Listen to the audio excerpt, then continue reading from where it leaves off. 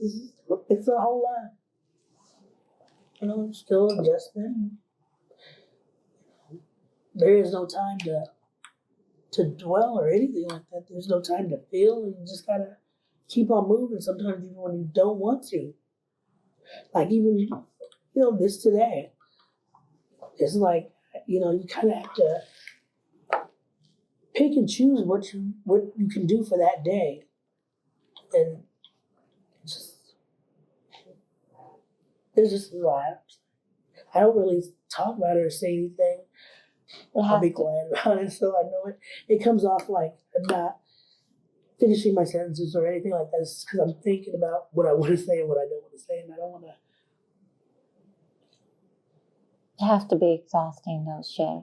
It's very exhausting. Everyone, welcome to another episode of the Kathy Barnette podcast. I want to thank you guys so much, all of my listeners. Because of you, I am consistently every single week landing in the top 100 Apple podcasts, and I know that does not happen without people like yourself listening. So thank you so much. And today is like every other episode. It's going to be very interesting, and I'm going to keep it real. And I happen to be here on the ground today in Iowa. And I have who is becoming a friend of mine, Chaya. Thank you so much for being here. Yes, thank you for having me. Yes, and we met in the most serendipitous of ways. We really did. Absolutely. I was on the street. I mean, it was just so weird.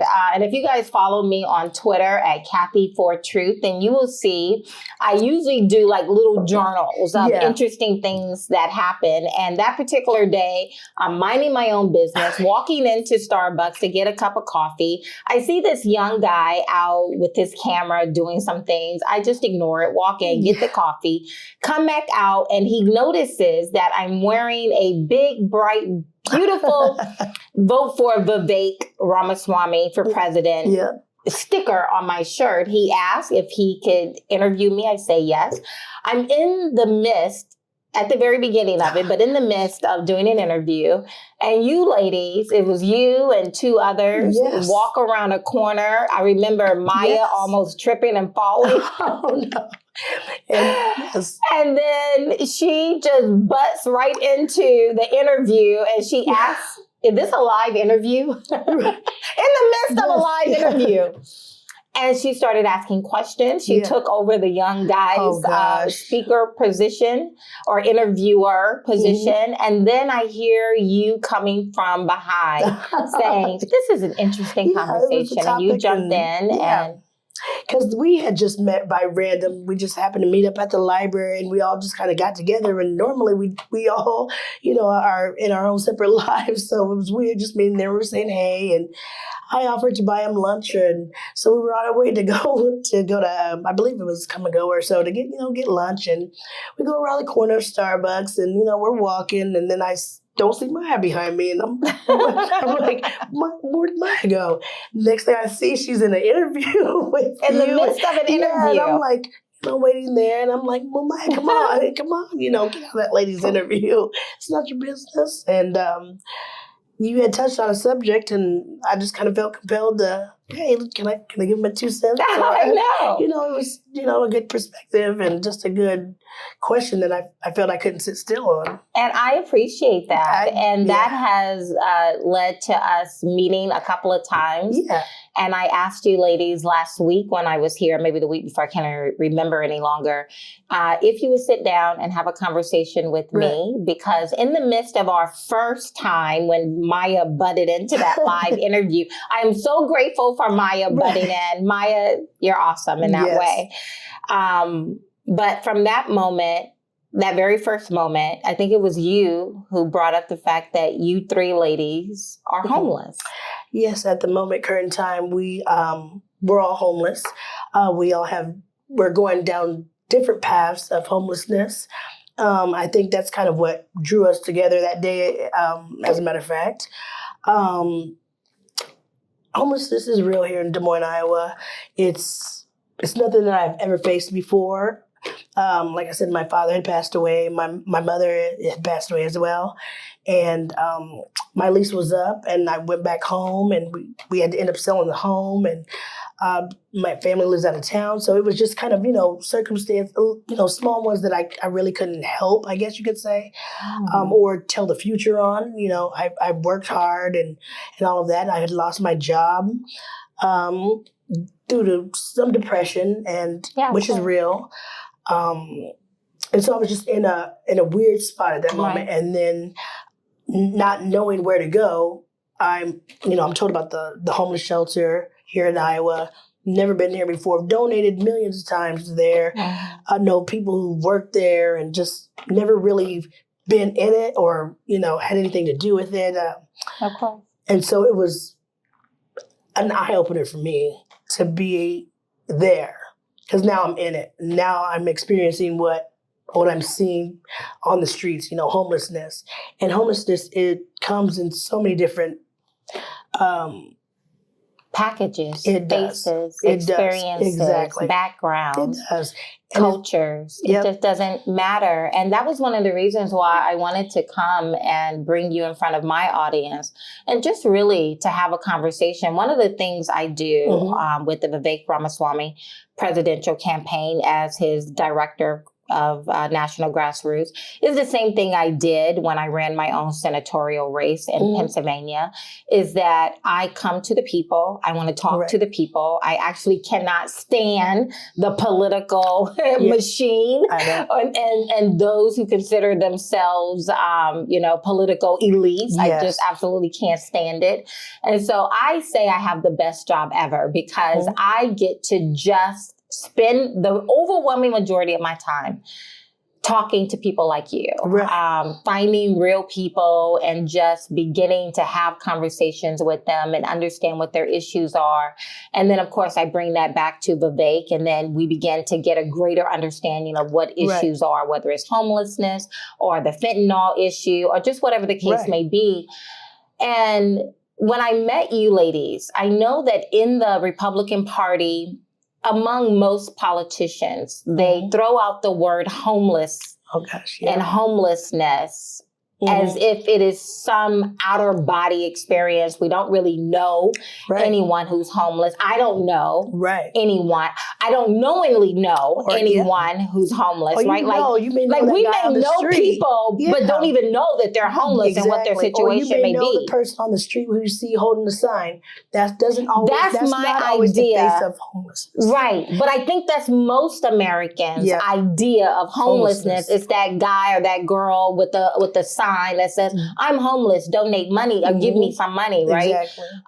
But it's always this outer body experience. We know that it exists. We know that it's getting worse here in America, but it's those people over there. It's not really me. Right. And then when I met you and the other three ladies, or the other two ladies, the three of you, and I've now have seen you in different situations where one of them, Maya, is working at the Vivek headquarters. Absolutely. And then we've gone out to eat lunch twice now. Yeah. And so I've gotten to know you ladies a little bit more, and it's been very intentional on my part. Which I appreciate. No, but I mean, it's really, I want to know. I want to learn. I want to come out of that bubble. I recognize after talking to you ladies the first night on that street that you don't look like my image in my head of what homelessness looks like. You look like, literally, when we were sitting down that first day, because after Maya butted into our conversation, we all went out to eat. And as I'm just sitting there listening to you ladies, I tell you no lie, the thought came to me, you could be my aunt. She could be my cousin, right? Yep. She could be a girlfriend of mine. I mean, you look like people I know. Right. What you're talking about you would say. is like the conversations my family, I would be having with my family. Right.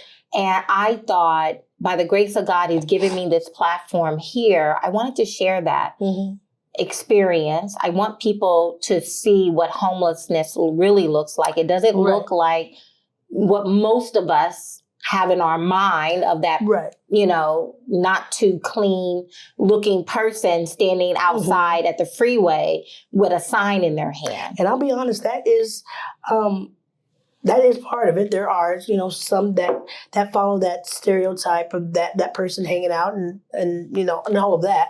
But then I don't want to be the complete face of homelessness because, there are many faces of homelessness. And I'm just my face. And I have been the one to, give $1 here and go about my way, or do a donation and not think twice, like, oh, I did my good deed of the day. Hey, I did it. You don't have to see it, pretty much. And a lot of people don't want to see it, but they want to judge it because they don't know what they're really, seeing or judging, actually. It's kind of complicated. It's just, there's a lot of homeless do have to go with, they have a lot of, how do I say, when you're living in a shelter, there's a lot of rules that it kind of takes away your dignity even more. It strips you of like anything. They almost want you to be more homeless coming into a shelter than you are. Because like I said, I had no clue what I was getting into being in a shelter. I'm going down there with my suitcase and, electronics and stuff for me to watch TV and stuff like that. Nope, all of that got stripped. You are down to your bare 3 outfits or whatever you can fit in a small tote. And I didn't know that. I mean, you already have kind of nothing really. To be stripped even further, you can't have perfumes. You can't have a lot of basic stuff that you kind of take for granted. You can't have that in certain shelters. And I just, it kind of baffled me and brought me back to a different reality of homelessness. Like what? Like what reality? I would think that, you'd be able to go into a shelter with your own food or something like, water. You can't have either one. They don't want you. Can't bring in bottles of water? Not at all. Nope. You have to either drink it outside or bring in the empty bottle, and they want you to have their water that they provide, which, it's not an Aquafina. It's basic tap water.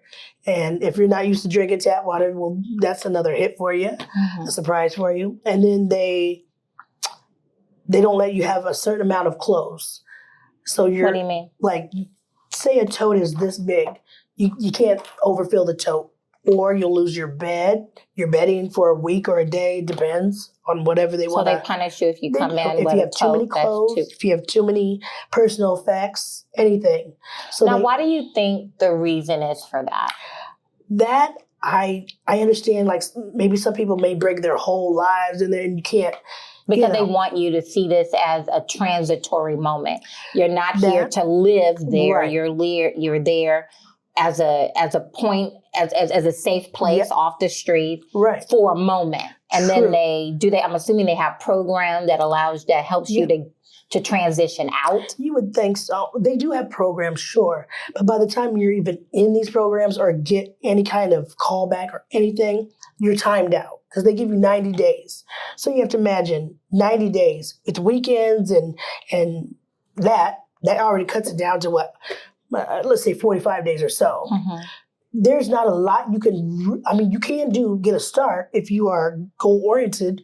You can get a start, but most people have to, adjust even being there. It's a mental thing too as well. Yeah. You have to adjust being there. I would have to, I would assume so. Yeah, and very much is so. Especially, you alluded to it a little bit, and I want you to go a level deeper for us of how you ended up homeless. But to this last point, I guess it would be a moment of adjustment for me to come out of the life that I'm living today and find myself homeless. And let's say you have 90 days, take out weekends, 45 days. They don't tell you that. Or let's just be generous and say from 90 days to 60 days. Yeah. And having to come to, having to deal with the mental and the emotional and the physical aspect of being homeless. Now having to build enough of a springboard so that you can bounce your way out of this situation and transition into a home, into a job, into a into a stable environment. Yeah, and that takes a whole lot.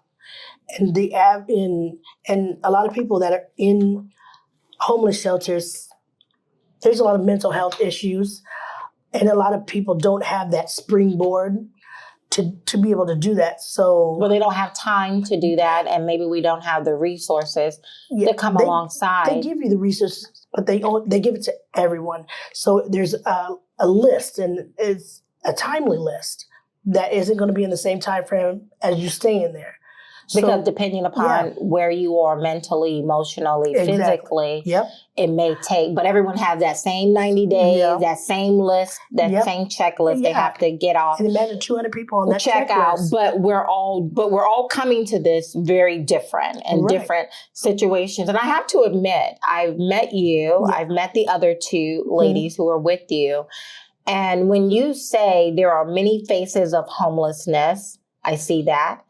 And when you say we're all at different stages of homelessness, I see that as well. I see you, and I don't know if it is real or if you just have the ability to kind of snatch your stuff up a little bit more so you don't have a whole lot of threads hanging and you get to present better than where you really are. I do. I have, I've learned I keep mine all in because I can't let go and let everyone see my depression or my downness or my this and that. I can't do it being there because it would really lead me nowhere else. You know, it would be detrimental. So I gave myself the first 24 hours. I cried and sat there and cried and thought about where I am and what am I going to do? Right. But now you know that's not healthy either. Not at keeping all. It all in. But what are your options? I know it. I just have to keep it tight until I can be able to, to get therapy and all of that stuff. But right now, it's either that and be, continue to still be homeless, or tighten it up and then work and then get help. I mean, a lot of these you have to make certain decisions, and they're not gonna be the same decisions that you may make, or they're not going to be the same options that you have. Being in a homeless state, you have to really adjust on, how do I want to say, like, do I want to go back to the shelter and eat, or do I want to continue on the day and go to my interview? Like certain options and certain choices, normal people don't have to make. I would. Because lunch is at 11:30. Maybe I'm out, taking care of business and stuff, and I won't be able to get back to the shelter at 11:30. Either I can go back now, or I can just continue on my day and then eat dinner. So, I might have to skip a lunch just to get a job, or to do more. And mind you, I don't have a vehicle, so all of this is on the bus system, and I am timed by the bus. I had to be certain places at certain times, and it's a lot. It's a lot. Really and when is. we, when we went to pick you up today from the shelter, I was commenting to you, outside the shelter is a daily schedule for those who are not residents within the shelter where you are. And it's very detailed and regimented. And that's just what's on the outside. When people, there's more in the inside, and there's more details, and there's more rules, and it's. And I would think it would have to be, to run a facility like that, where you have all kinds of people from different walks of life. There are different reasons why they're in this situation. Right. And I would venture to think that you would have to have some sense of regiment, even though it doesn't, when you're looking at the arc and where people may fall on that arc, this regiment may not fit for the outliers on either side of that arc. But for, let's say, the 60%, it does, right? Yep. And that's unfortunate for the outliers. Yeah, it's a good structure base, but they base it, there's no leeway a little bit. There's no there's opportunity, but I guess, what do I want to say? Let's see, for me, there's opportunities there to get a job. You can work in the kitchen, there's a garden, and then there's Do you maintenance. get paid for that? You do. Okay. And, only select few can, work there. You just show your work ethic. But is it enough of a pay for you to be able to get an apartment? Nope, not at all. It's more of a income for personal, use. But if you only have 90 days to live there, then wouldn't your time be spent better outside of the facility looking for a job that allows you to get an apartment? Yeah, absolutely. And I do that as well. But by being there, it offers certain benefits too. You're working at the facility, you live at the facility. So that's easy. Yeah, and you're working in the kitchen. Sure, it's not a lot of money, but it's more money than I have at this moment in time. Mm-hmm. And I had volunteered 15 hours. I worked one day just to show my work ethic and how good I work. Had a job the next day. Right. Anybody has that opportunity in there, but most don't want to. Right. And so certain homelessness, they want to stay homeless. They don't want to really work, or they don't want to do anything.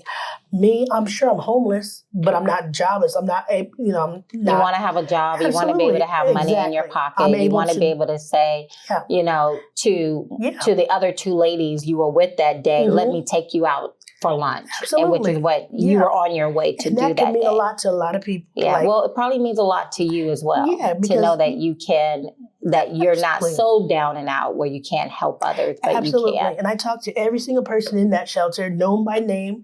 A lot of them come up to me because I'm fairly nice, and I listen and I engage with them. I talk to them. I treat them as a human being. And some staff don't tend to do that. When they come in, staff treats it almost like a job, a whole job. Yeah. But they don't realize these are people. Like when you're job, but I would think in this job you would have to have the ability to have compassion and grace and be able to display empathy. And these people are already down and out, having like a judgmental attitudes, yes, and sometimes disgust or whatever it may be. That there's no room for it. There really isn't. These people need uplifting. They need a little motivation. That goes a long way. Right. And by being there, I'm seeing it. I'm seeing that these people need encouragement. They offer that when you first get there. Come on in, we take care of you, staff. We'll be here for you. We'll give you all the resources. Sure, they throw a bunch of paperwork at you. By the time those resources you can even get a hold or use, you're timed out. And when you say timed out, what does that mean? That means your 90 days is up. That means you're out for 90 days. So you're out, but you don't have a place to stay. No, and for women here, you are out on the streets. There's nowhere to go. That is it. You are out on the streets in a tent. And they try to dress it up by calling them campers. But in reality, it's cold outside. You're in a tent. That's it. And what about the vulnerability of being homeless? I would think you ladies, especially as a woman, feeling acutely vulnerable. Very vulnerable. And in there, you deal with all types of personalities. You deal with all types. So as you're going through whatever emotional state you're in, imagine that on top of 200 other people's, history and experience. They all, mindset. Yes. And so that it gets very overwhelming, especially for me. I don't get 2 minutes sometimes to myself without someone coming up to me or wanting to talk or I have an issue or a problem. And of course, I'm listening but I don't ever have 2 minutes. I swear I don't. I don't. Right. Even working, I just, it's very hard. But what about, let's talk about the many faces of homeless. Yeah. And some of the many consequences of being homeless. Mm-hmm. So let's talk about those two. Now, you alluded a little bit to very quickly about how you became homeless. Mm-hmm. But I think most of us think that, people who are homeless, that this is, it's drugs or mainly drugs or Right. alcohol or lazy or don't want to do. And, like this is, these are the consequences Exactly. of your own choices is how many of us would think. And I'm sure that is perhaps a large number of it, as well as mental health issues, right? Yeah. People who have mental illnesses and perhaps they're on drugs as a way of compensating for that mental illness that was left untreated or whatever the case may be. So I'm sure there are a million and one reasons why someone find themselves homeless. Do you mind sharing a little bit more of how you ended up in this situation? Yep. Like I said, there's many faces of mental health issues. I was going through depression. I had my own place down here, downtown, a nice studio apartment. I was going through depression and kind of stopped me from working, and I kind of secluded myself in my own home and, just kind of let rent pass. And then my lease was up. I went back home. I had lost my father. Back home here here in Des Moines. Iowa? Yep, Okay. we have a place in Beaverdale, upper class. And, like I said, I've never come from poverty or anything like that. So we come from a good home. Went back to our family home. My father had passed away. Shortly right after that, my mom was sick and she had passed away. And so it was left to sell the house pretty much. So we had to sell the house. And right after that, I didn't have a game plan after that because it was hard to move on, I guess you could say. Yeah, well, you're already dealing with your own mental health issues, depression, and hence the reason why you lost your studio apartment. Yes. Then you go back home and your father passed away. Now your mother passed away. And where are your siblings, your cousins, your aunts, your uncles? My sister has a good job and a whole life in Atlanta. She already has done a lot and done so much, but she cannot come back to, Des Moines or move back. So that wasn't an option. Me moving to Atlanta wasn't an option. I kind of want to stay where I know so I have a better chance here. Aunts and uncles, they have, their own life and kids, and my cousin just had a baby. So they're, happy in their little family right now. And I didn't want to be like a burden or anything like that. Do they know that you're homeless? Absolutely. My uncle dropped me off. We knew it was going to happen, and, I was going to have to face this. It just wasn't, I almost treated it like it wasn't going to be real. And then I thought it was going to be worse than I thought. Getting there, it wasn't as bad as I assumed in my head. I was thinking like it was going to be just completely dirty. There's going to be bed bugs. There's, kind of like the worst fear. But it wasn't quite that. It wasn't what I was used to. But a lot of things were taken away as far as basic stuff. Like I can't have perfume or I can't bring in my own food and water. I can't have a suitcase. Those kind of things kind of baffled me because I'm like, well, I would need that, really. Right. But no, you can't. You can't have that there. It's almost like they want you to be in that homeless state, to not have anything to depend on the facility or whatever. So do they do bag checks when you walk in? Yeah, every day, which is warranted and granted. Right, exactly. But that also makes me feel like I'm a criminal, or something like that. It just kind of brings you down a little bit more every time you go in. But it's needed. I'm glad that they do that because some people bring in guns, drugs and things like that in the bad state of mind of people. Yeah. And if people bring in food, I would think people, roaches and bed bugs and everything else, right? Right, true. So again, 60% of the people this probably works for is those outliers, right? And that's unfortunate. That's unfortunate, right? Every rule doesn't apply. But I can see the logic behind why they do what they do, and just in the things that you've mentioned. But I can also see how that strips an individual who may find themselves in a precarious situation, not due to drugs, not due to, their own devices. But I can see how that may strip away a little bit of dignity each time, right? Yeah. Because So now, is this your first 90 days being in this facility? What day are you on? I entered November 6th, and here we are, what is December 28th. Yeah, so you're going into your second month. Mm-hmm. So you're 60 days. You're almost at your 60 days. And the clock started going down for me the minute I got in there and I heard the 90 days. I'm already thinking, I'm trying to get a game plan ahead. Like my first week, I knew I needed a job. I heard that they offer jobs if you can work inside the facility. So I said, hey, I'm going to get a job in there so I can get at least some kind of income, some money. So I can afford a bus pass or I can afford some basic stuff that I would need. And I did that. I'm working there. And let's see here. It's it's allowed me still structure too and some kind of normalcy. Let's see here. I've applied at many other jobs, but a lot of things, it's a waiting game, pretty much. I also have an interview with work to move into a new facility that they had just built for women. It's called Beacon Village. It's nice apartments and stuff like that.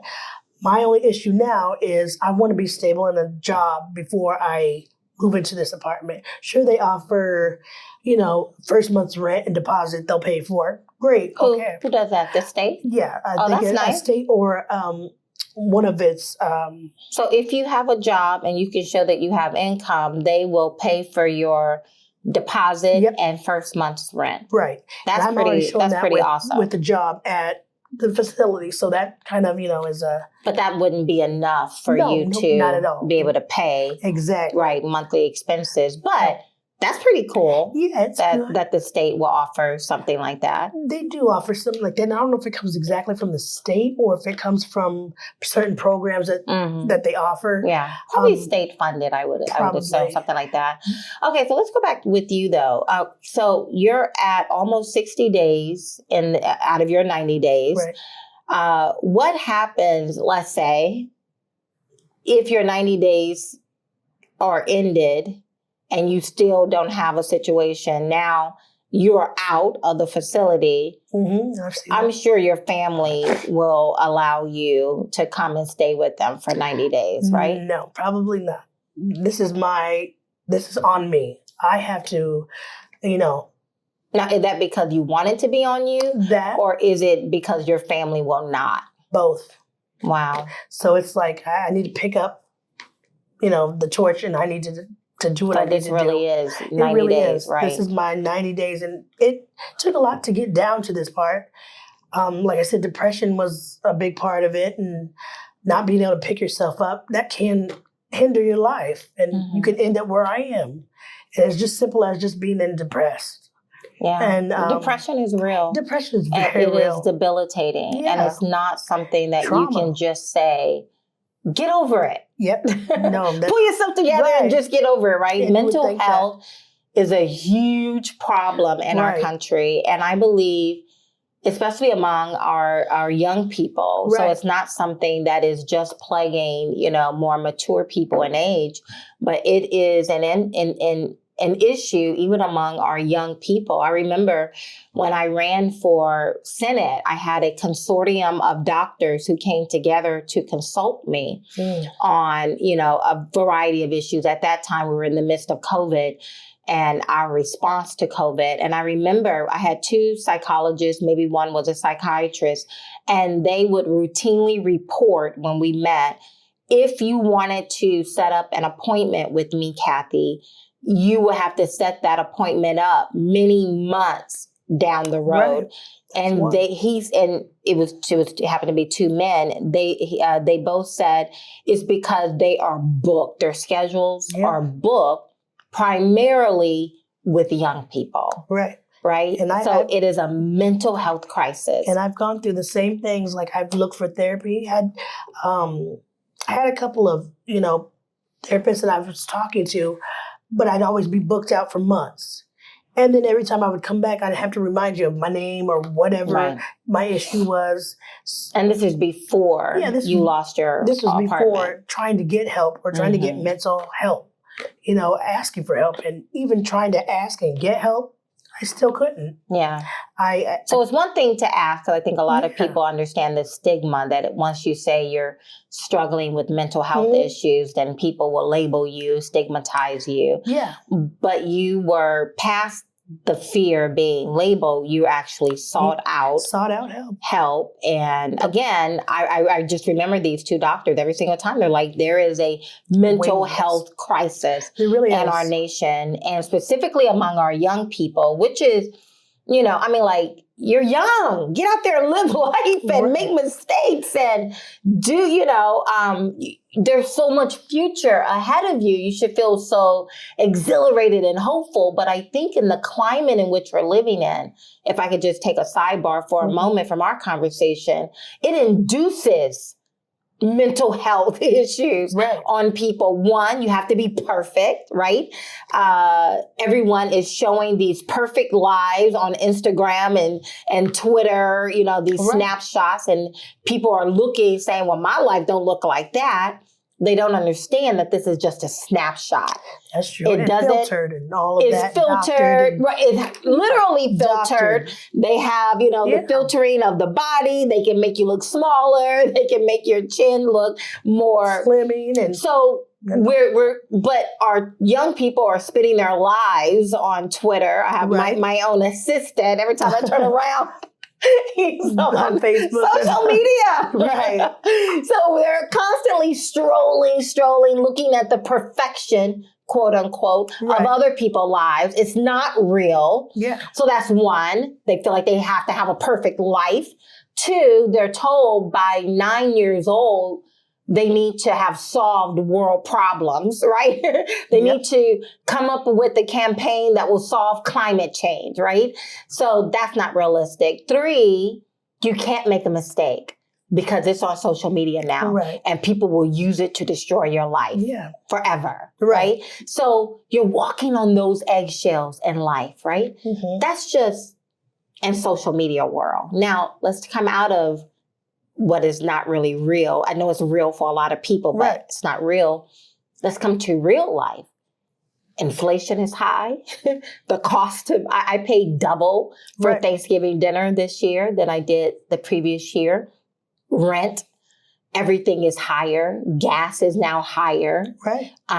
You have, just the issues of other people and dealing with not only your own personal self, but now dealing with other people who are walking around having these issues as well, right? And a lot of youth don't know what inflation is, don't know what paying your taxes does or what Social Security is. A lot of these youth I've even talked to in the shelter, there are young people in the shelters, 18, 19 years old. And I'm baffled of, wow. Really? Absolutely. And I've talked to a few today. Really? Absolutely. And that 18, 19, social media homeless. Social media is one thing, but that's not a cause of a lot of what I want to say, mental health issues and stuff like that. That's a social media kind of a. What do you think? The main thing with youth is not knowing. A lot of them don't know how to vote or why they're voting or who they're voting for or anything like that. Social media comes into play where a lot go for Trump just because they've seen him on TV or they've seen his crazy antics or they see social media-ish type stuff. Mm-hmm. They think of him more of a celebrity versus somebody who can actually do something for your country. Right. And I've asked a lot of these kids, one, what landed you here? And it's not what landed them in the homeless shelter or what landed them here. Because there's a young couple, 18 and 19. I'm like, oh my God, what are you guys doing here? They're a great couple, great kids.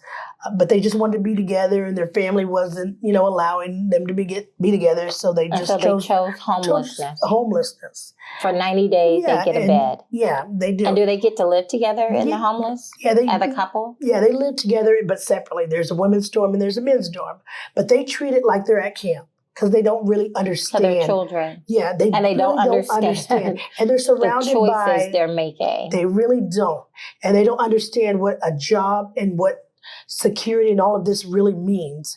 And that's where it comes into play of knowledge in schools, because they're not teaching what they need to be teaching to these kids. Because they're teaching there's 87 different genders, right? Like they're not teaching real things. They are. And I see to these kids. I see that so much. I don't know if anyone has seen, I'm going to do an episode on the Obamas.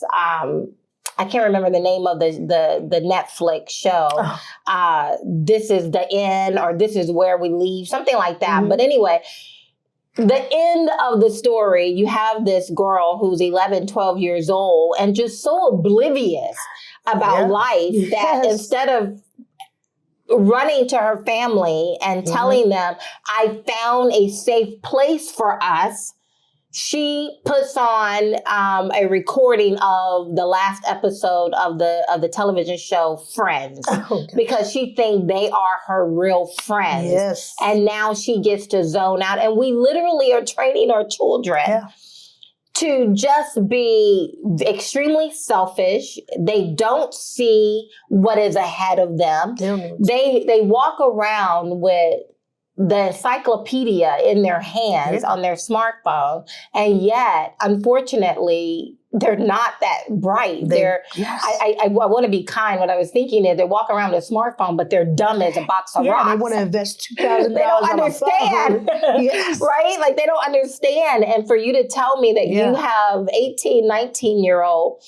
who just want to be together and their family won't let them. So they choose homelessness. Mm-hmm. And now they're putting themselves around a pathology on a daily basis. Yes. I heard someone say, you are the average of your 8 friends. And so if you're around people all day, you're going to be the average of these particular people. Right. And they're 18, 19 years old. Their whole life is literally ahead of them. Absolutely. They have more so that's one. So that's one way people become homeless, that they're oblivious.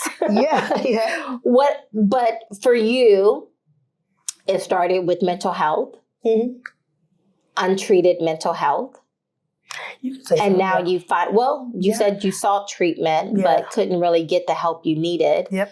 I know a lot of it is because of drugs and alcohol, right? I think most of us. Yeah, absolutely. Now, that could be because people are medicating mental health issues, right? Yeah. Or just whatever the issue that landed them there. So these are the many faces and of homelessness. Yeah, and I'm, just one face. I've seen different levels of homelessness. Some people actually want to be homeless and be cared for and, and follow those rules. Some people actually want to. Some people want to actually live on the street. They didn't come into the shelter, sure. I've heard most of them don't want to. They don't want the rules, and they don't want it comes with a lot of stuff. And even in a homeless shelter, I think you should still have your basic needs, be able to have your basic needs as a human. Sometimes we don't have toilets that work.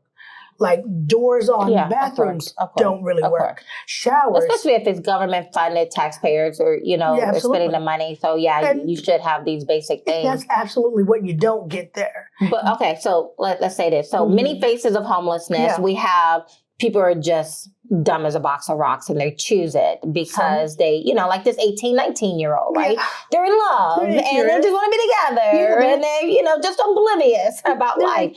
Then you have those, and I've heard stories of people who just want to be out in the life and they don't, be in a square of, having a job and a wife and a car and 2.3 kids and a dog. Like that's a lot of pressure that comes with that. I don't want that. I want to be out and about. I want to do my own thing. And so they choose homelessness and they choose, you understand the system, you game the system, you're in for 90 days, but then you're out for 90 days, but then you get to come back in for 90. So they gaming the system. Okay, I get that. Then you have people who are, and I don't know if we can help either of those two particular classes, right? The ones who are just oblivious and the others who just, like they don't want the responsibility of maintaining a typical lifestyle that would allow them to have some a of these home. homeless shelters, therapists or some kind of mental health person that is on and staff. I think that's where the third group of people, when you're talking about the many faces of people like yourself who are struggling from mental health, that led them down this eventual path. You didn't choose to be homeless, but on the path of depression left untreated, anxiety left untreated, past experiences that would cause you to be depressed left undiscovered or treated or discussed, mental health. And I think that is where more help from a nation that recognizes that we have a mental health crisis, and it's not good enough to just sweep it under the rug, build a facility somewhere where the rest of us don't have to see it, and just put people there. Like, I believe there are good people who need help. Right, absolutely. And we can come alongside them. I like what you said to me earlier. We can come alongside them sooner. Yeah. Like in school. Stop teaching there's 87 different genders and instead focus on reading, writing, arithmetic, financial literacy. Taxes. Financial literacy, right? What does it mean to balance a checkbook? What does it mean? What is a high credit score? How do you maintain a good credit score? Money. How do you map out your life? Exactly. Of education. Maybe everyone shouldn't go to college. I certainly agree with that. We were just talking about that as well. Your hands need to have a skill. Hey everyone, just want to interrupt the podcast for a moment to tell you about a special offer. Mike Lindell has done it again. As usual, he's out there in the world finding solutions to problems we all have. My Towels solved a problem that we all had with towels. You go into the store, they look so pretty, they look so soft, they feel soft, they look lotiony, and then you get them home and they don't actually dry your body. Well, that's why Mike Lindell made My Towels. They actually work. They're soft and they absorb. And now My Pillow is excited to announce 2 brand new lines of My Towels. Now, what makes them the best towels ever is that they're now made with a 100% long staple Sherpa cotton. This is a comb ring spun cotton that makes My Towels even softer and more absorbent than ever. And now you get a 6-piece set for an amazing introductory price of $29.98. Now, you know that's not happening. I'm sure you're out there trying to purchase new towels now. You have friends and family coming over for the holidays, and you know that you're not going to get a 6-piece towel set of this quality for $29.98, but you can go to mypillow.com, use promo code Kathy with a K, or call 800-988-3934. That's 800-988-3934 and get your 6-piece introductory set for $29.98. You can get a designer premium line for just $20 more. Either way, you save $50. Everyone actually gets dried off and you look like a champ. So they actually work. Just go to mypillow.com and use promo code Kathy with a K. This offer won't last long, so please go order now. Right. They tell you need to go to college. Well, society tells you need to go to college. But not everyone. Right. But most people who go to college don't even continue in their field of study. But yet you're in debt for the rest of your life, pretty much. Most of them are. Yeah. All for what? Because society told you to go to college. Maybe some people need to be an electrician. I think we have a deficit on the number of electricians, the number of plumbers. Electricians, we need contractors, we need all of those kind of jobs will help build maybe America. Less focus on anything that says there's more than 2 genders, which there's not. There's only 2. Newsflash. But focus on real things. Yes. Not trying to save the world.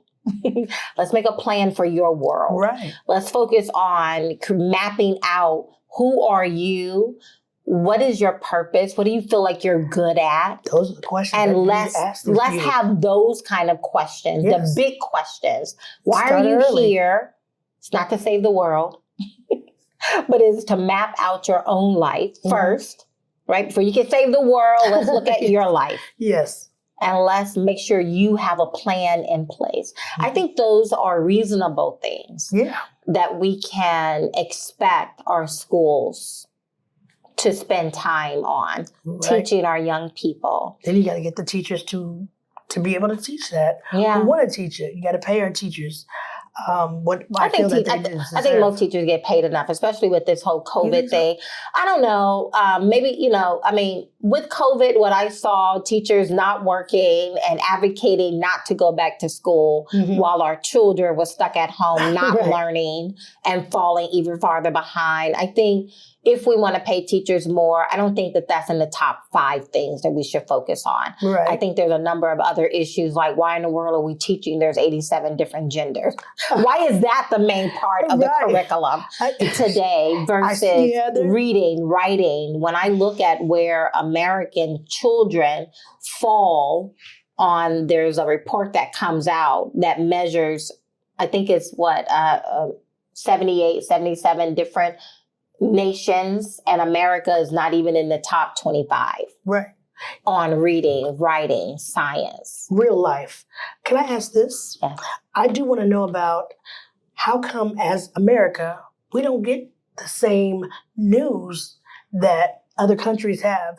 I feel like we're also blindsided, or we don't get to see the reality of our own country because they don't want to show us the reality of our own country. How about that? So we do get blinded and we do get distracted by social media, by TV. Oh, there's 300 different TV shows. What happened to real journalism?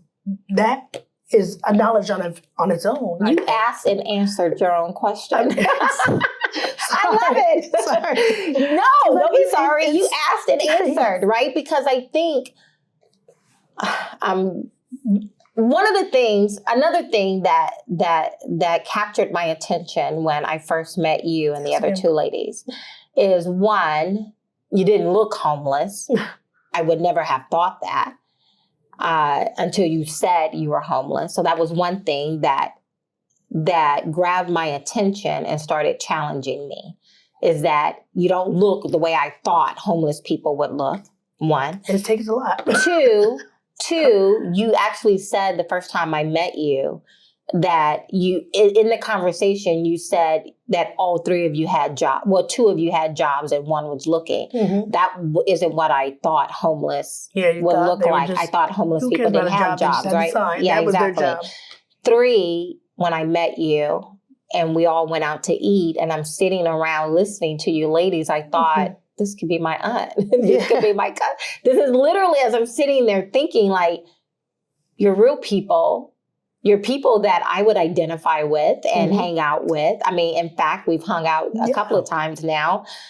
And so again, it was challenging the misconception, the image that, I don't know how I built this image in my mind, but I had built an image that homelessness looks a certain way. And now when I met you 3 ladies, it started challenging the box I had put my own self in of how I thought about a particular issue. Because I'm in the political sphere, I talk about homelessness a lot. Other politicians talk about homelessness a lot. And yet I'm sitting here thinking, I don't think we know the first thing about what homelessness really is. Yeah. Hence the reason why I want to talk to you. But the other thing that challenged me and my thinking about homelessness when I first met you ladies is that you ladies were going in on the different presidential candidates. You actually Maya knew who Vivek Ramaswamy is, and she started talking about some of his platforms. Now she's homeless.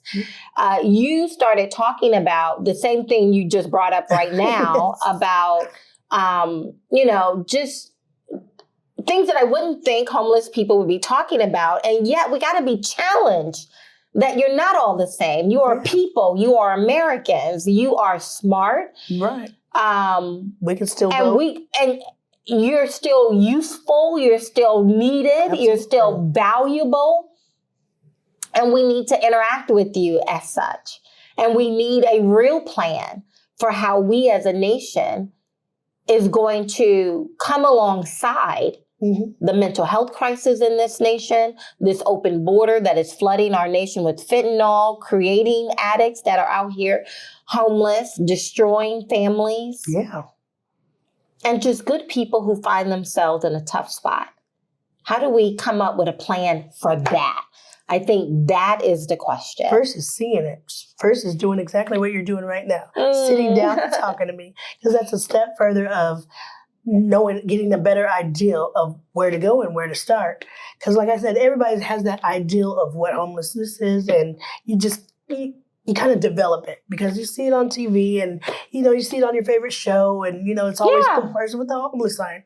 No, there are, just because you have no home doesn't mean you lose all of your dignity and your rights and stuff like that. I can still vote as a person. As a homeless person, I can still vote.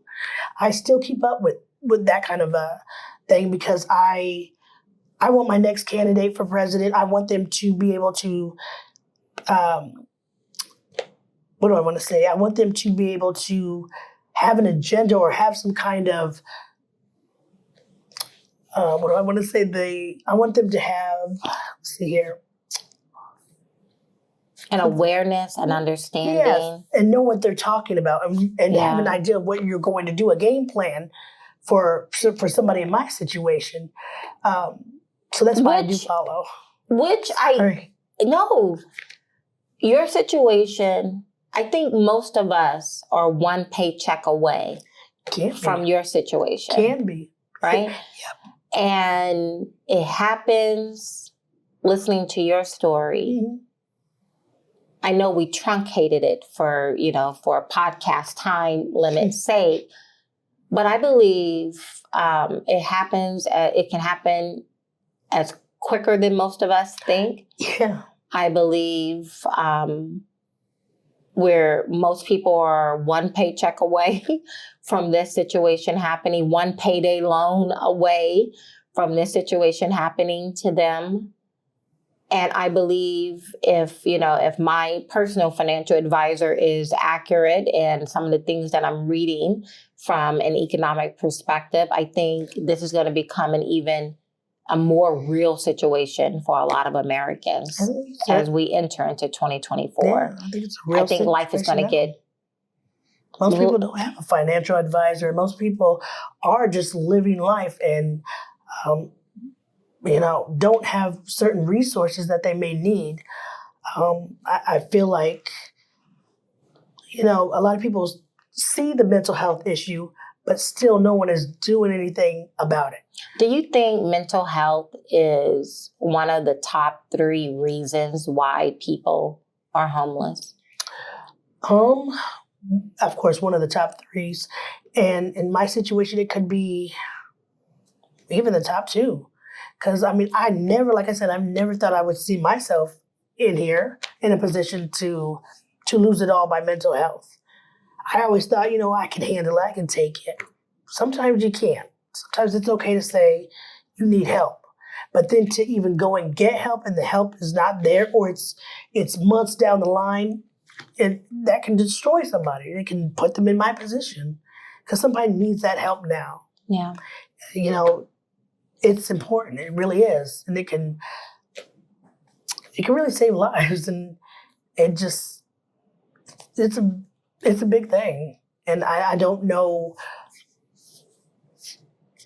I guess I don't know how to express it even more. Yeah. Because, you kind of blow it off. I guess what I want to say, when you're not in this position, you kind of just, I'm sorry, I get overwhelmed with it all. What are you feeling right now? Just, I guess it's very real. And I just wish that there was more for people.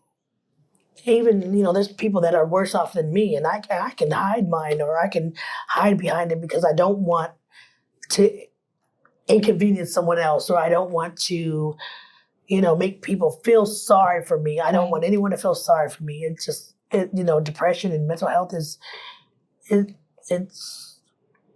it's bad in America, I guess. I don't know how else to express it. There's a lot of people that are worse off than me. And it's like, well, what help do they have? If I can't even get help and I'm, as what you want to say, the face of homelessness, if I can't even get help, how are they? Where are they going to go? And it's almost like America is putting people out on the street just because maybe, you have a certain mental illness that, if you see a doctor or something like that, it can be fixed or it can be helped. But there is no help for them. There's limited help for myself. Right. And yet you're thinking about other people as well. Absolutely, because I see it. And you're living it. Not only are you seeing it, but you're living it. And when I say the face of homelessness, it is not to be derogatory, but it's many faces. And it is. And you are just one of many. But like I said, you could be my aunt. You could be my cousin, right? You could be a sibling. Some of these people are there. And that's another thing. They care about each other. A lot of these homeless people, they have nothing. But yet, if you need a hairbrush or you need something, they take care of each other because a lot of people aren't taking care of them. Yeah. Because a lot of people will look past them. But these people have a vote. They have, dignity. They are still human beings. And they're Americans, they really much right? Are. So then when you go and donate and just say you've done your good deed of the day, I see that backdrop. I see what that donation will do for someone. So that all matters too. So we thank you for the donation. Yes. But what else? What else what do you think someone like myself can do? What more can we do? Because I do make those donations. Right. And I do give financially to different organizations. But if we could do more. Probably have more organizations going into the homeless shelter to actually see who they're helping and why. A lot of people want to help, but they don't want to see it or so to take off our rose-colored glasses and just a lot of people, actually see people. And I know a lot of homeless need transportations to get help because that's another main thing that's stopping them from getting help is transportation, which is something that's so, I feel easy to help, like bus passes or just certain things. I think they would, make it be a lot easier for them to get help. But, some states don't offer that. Or what about, a job seemed like that would fix a lot of issues, programs. And I hate the word program. Because it just seems so. Right. It's like. But I can't think of a better one right now. But, avenues that are maybe being a conduit between you needing a job and finding jobs that will be open to people like yourself being able to come to. Yeah, they have those, but then it's getting to the job is what would stop a lot of people. They can't get there. Vehicles or rides or, there should be like a van that maybe does like ride shares for people that are homeless or that have jobs. Or there could be,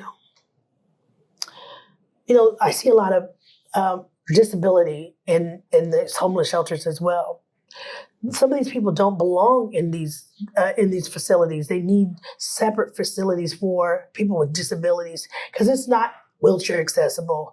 It's not easy for these people to get in and out.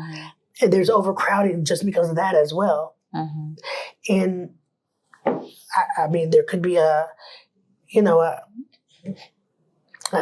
a shelter that does something for disabled. Because a lot of these people, when they're disabled, they're down and they'll stay down.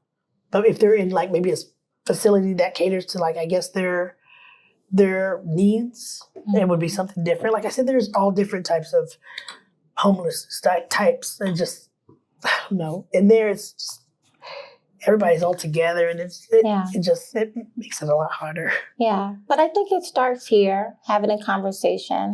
It does. Putting a different spin on what we may consider. But how many times are we going to have a conversation? To be. And somebody going to start acting? Well, I'm using my platform to do just that. Absolutely.